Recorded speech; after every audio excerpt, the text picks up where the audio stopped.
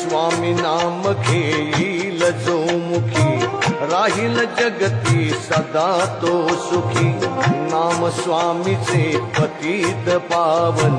नेई जीवाला सहजी तारुण करिता नामाचे उच्चारण क्षणात येते मोहरून मन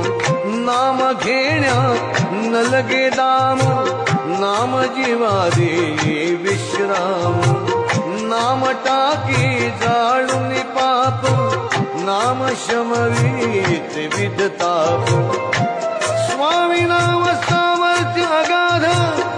येईल जीवाला अनु